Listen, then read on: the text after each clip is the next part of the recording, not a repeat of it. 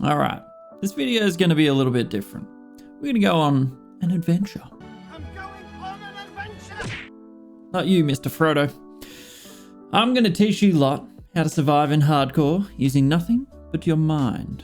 And, I suppose your hands, flasks, layered defenses, equipment, reaction speed, movement skills, nipples, mouse, and toenails. No, but seriously, I'm going to give you guys 5 keys to success in hardcore heist using Toxic Rain or Caustic Arrow Trickster.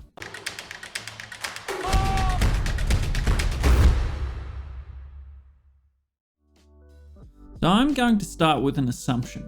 Hardcore scares the out of you. Sorry, almost sweared. It gives you the willies, it haunts your dreams, just like it does for me. Now, as you may well know, in hardcore, if you rip, your character's gone. We've all seen how easy that can happen. Off you go, little beast! Ow! What? So what I'm going to do is I'm going to give you 5 keys to help you survive.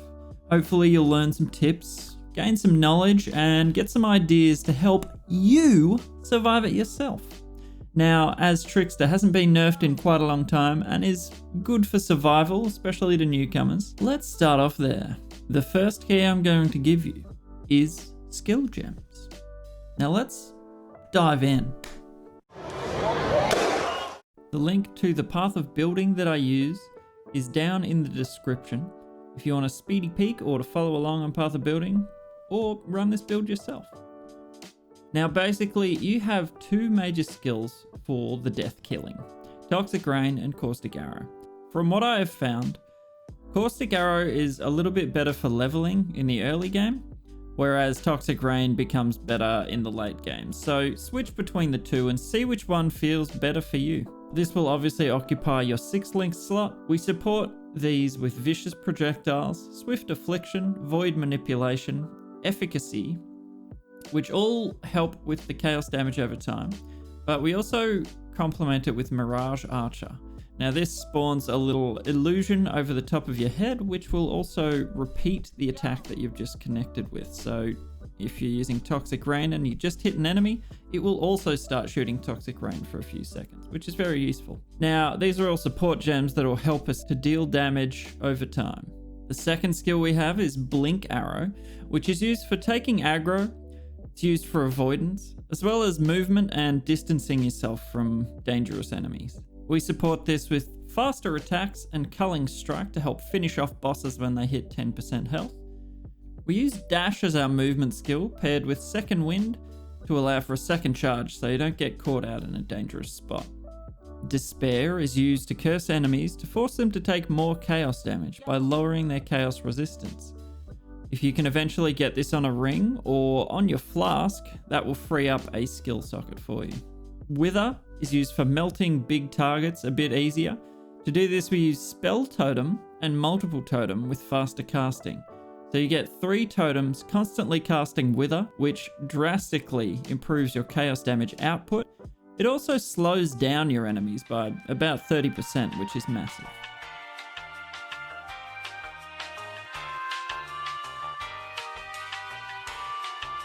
I'll take a pound of nuts. That's a lot of nuts!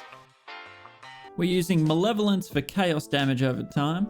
Flesh and Stone is used to help avoid range damage. We have Cast When Damage Taken used to trigger a Mortal Call to help us survive.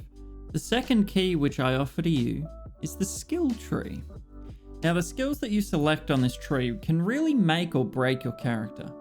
Since this is a hybrid build, it actually relies on health, evasion, and energy shield. Remember, this is just a guide, this is never set in stone, so feel free to try experimenting, try out new things, try different nodes. This is the best way for you to learn and understand how the finer points of this game actually function. Now, the biggest weakness of this character is actually spell damage. We have plenty of evasion to avoid any attacks, we don't take reflected damage, we actually get energy shield back when we get hit, and we have a nice dodge chance, but we have nothing to block spells. So the most important skill on the tree, in my opinion, is Phase Acrobatics. Now that, coupled with a few key items and other such things, get us up to around 40 to 60% spell dodge, which is amazing. Some other important nodes on the tree for this build are thick skin, atrophy, anything that relates to chaos damage or health. Thick skin is an exception to this rule as it gives us life, but it's also part of our defensive layering by giving us ailment avoidance, which brings me onto the third key, defensive layering. Now I'm going to go into a little more detail here because this is one of the most important things you can learn about Path of Exile and how to survive in hardcore. I'm going to give you a simple acronym to remember the 4 sort of stages of how damage works and how to avoid taking it. PSMT, prevention, shift, mitigation, and taking it. Let's go through each of these. Prevention. So an opponent chucks an attack at us, right? The first thing is you want to completely prevent the hit from landing on us. This is done by using the evasion stat and then the dodge stat. They are similar in idea, but different stats, so don't confuse one for the other. They pretty much do what it says on the tin. You avoid the attack. Next up is shift. Next thing you can do to get rid of some of this damage is shift the type of damage that we are taking. For example, the Cloak of Flame changes 20% of the physical damage we take, and it converts it to fire damage instead. So if we are rocking up with, say, 90% fire resistance, then 20% of the physical damage that we've just taken is then reduced by 90%. Next up is mitigation. This works similar to how shifting works. Any sort of damage that you take is mitigated by the resistance that comes against it. So elemental and chaos damage is mitigated by elemental and chaos resistance. So for example, if you take the chaos inoculation node on the skill tree, this gives us 100% chaos damage resistance. Then we mitigate 100% of all chaos damage. I'm learning.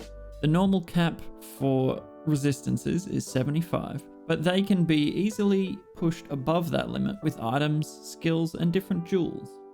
Physical damage is then mitigated by the physical armor that we have. And armor comes from armor, endurance charges, and flasks. So these will all reduce the amount of physical damage that we take. Then finally, the take it phase. The damage that is applied to us after it's gone through all of the previous phases is modified and multiplied. For example, if you have vulnerability or you're cursed, you may take extra damage. You're then given a chance to block spells or physical damage with shields and other items. Then from there, the damage is applied to you. First to energy shield, then to health. So that sums up a very complex and wordy system. Hopefully it made sense to you. But what does it mean for you? The Toxic Rain Trickster sits at around 60 to 70% evasion at all times, without flasks. That is our most prominent defensive layer. You use flasks to bump that up to get some spell dodge and physical dodge, so that about 4 of 5 physical attacks will not actually connect with us. We also sit between 40 to 60% dodge chance for attacks and spells, again further filtering the attacks and spells that will hit us by about half. To start out with, we don't have a lot of mitigation. We don't rely on armor or any damage conversion, but in a way, Ghost Shrouds are kind of mitigation in that it turns damage we take into energy shield that we get back. What are Ghost Shrouds? I hear you scream at your monitor. Give me the fucking keys, you fucking cocksucker motherfucker! Well, I'm glad you asked, because the fourth key is the Ascendancy. Now, the Shadow has some interesting Ascendancy choices. One's based around traps and mines, called the Saboteur. One's based around crits and poison, called the Assassin. But the Ascendancy that we choose is the Trickster. The Trickster has a number of different types of nodes, mainly to do with damage over time and chaos damage. But there are also a few to do with survival, which is why we pick it. Now, the first major node that we take as the Trickster is Patient Reaper. Now, as you can see, it offers life, energy shield, and mana recovery as a percentage on kill, as well as damage over time and physical regen. This is very good for sustaining your health and mana pool, especially in the early game. Second, Ghost Dance, which is incredibly useful and basically triples your ES pool. Oh my word. So to explain how it triples your ES pool, Basically, you stack high amounts of evasion and it gives you a large portion of ES recovery when you hit.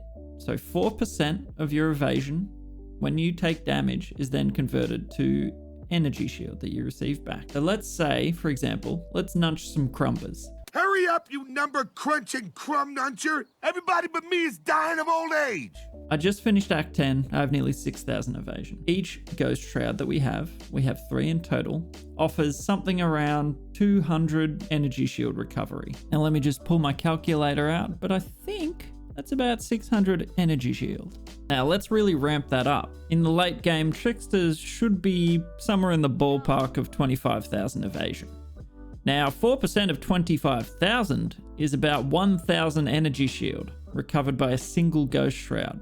So we should be aiming for a minimum of 4,000 health, a minimum of 1,000 energy shield, and a buttload of evasion, which after Ghost Shrouds equates to about an extra 3,000. So 4,000 health, 4,000 energy shield, those are good numbers. This is where things get real sexy. Your third Ascendancy point, and probably the most important one, is Escape Artist. It grants you stun immunity while you have Ghost Shrouds, 10% spell dodge, so stacking that on top, bit of extra attack speed, and then 2 rather unique abilities.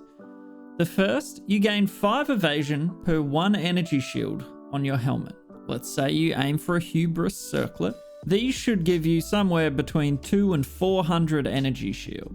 Now that's an extra 1,000 evasion just from having a noggin.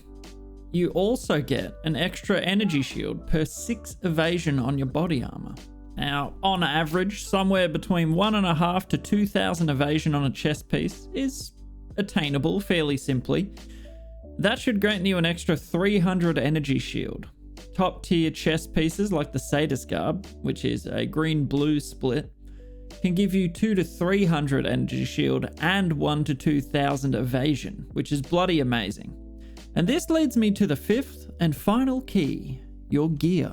I'm talking about solo self-found here, because that's how true gamers play. Now, in solo self-found hardcore, there is no need to hoard all of your currency forever.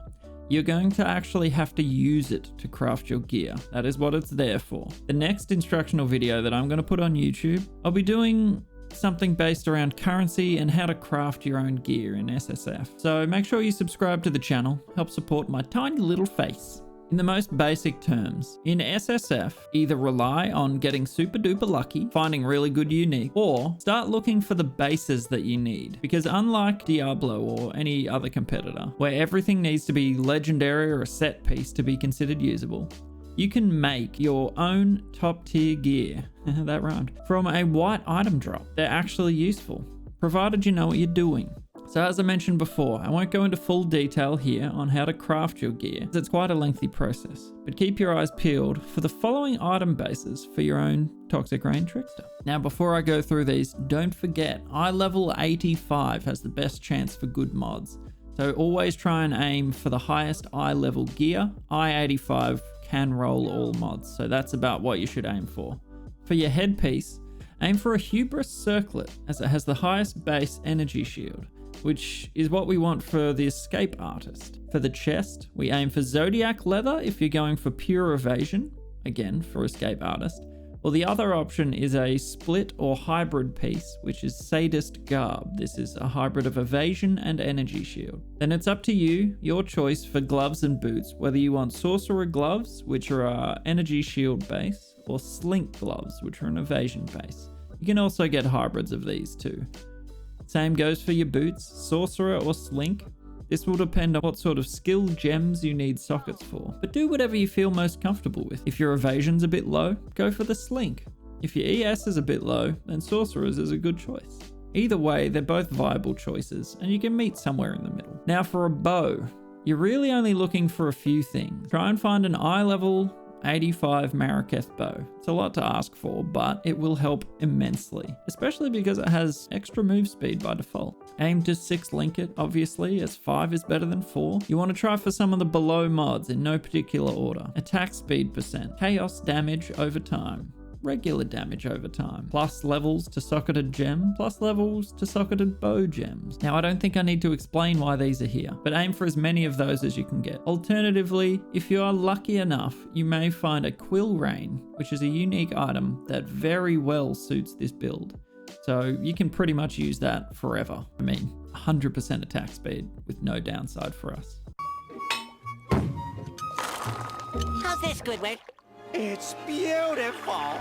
Obviously, rings and amulets, you want to get your resistances, you want to get any extra stats that you need. The quiver, you can put some attack speed, life, resist, all that sort of good stuff. We aren't really looking for a curse on hit because Toxic Rain isn't so much about hitting the enemy as it is about leaving little pods of death. All right, key number 6. If you have a build you would like me to break down and take a look at, if you have any further questions about the Toxic Rain Trickster and how it works, if you would like to know the meaning of life, please reach out and let me know in the comments below. Key number 7, I stream Tuesdays, Thursdays and Saturdays at 4 PM Australian Eastern Standard Time on Twitch, so if you want to come discuss in real time, make sure to swing by and settle on in. And finally, key 12, thanks for watching. Make sure you give my video a vigorous thumbing in the upward direction, and I'll see you in the next video. Keep on learning, my nerglings, and remember, spread happiness. Not herpes.